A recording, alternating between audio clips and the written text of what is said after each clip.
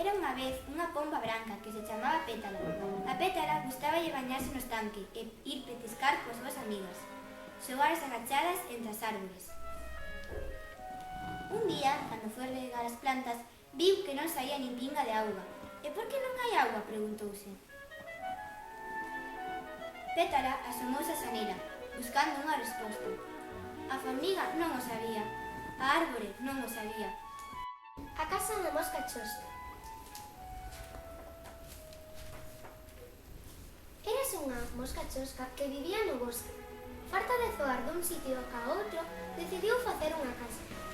Poderei dormir na cama, poderei estar quentiña, poderei cos meus amigos merendar nunha cociña.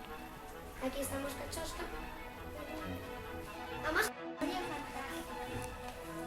Era un home cunha que non freaba nada.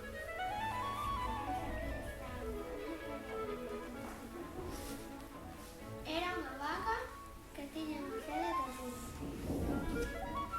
Para ir beber ao regato, a vaca atravesou as estradas e morreu. Ves aquí na vaca É Platero. Platero era un burro pequeno, peludo y alegre. Era de un color gris muy suave y sus ojos brillaban como dos cristales limpios. Platero era el amigo indispensable de Juan Ramón Jiménez, el poeta que escribió Platero y yo. Un poeta es alguien que busca las palabras más hermosas para contar lo que ve, lo que piensa y lo que siente. Marina.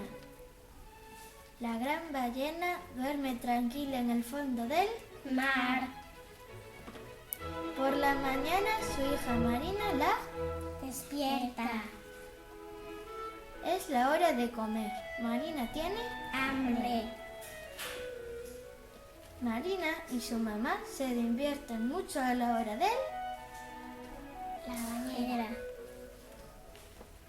La gran ballena y Marina salen a A nadar.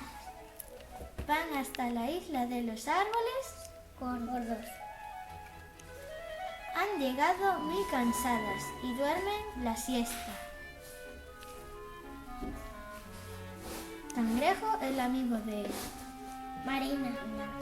viene a buscarla para Jugar. Marina y Cangrejo se van a jugar con los Peces. La gran ballena, muy contenta, Se ve divierte. cómo se qué. Se divierte. Muy bien.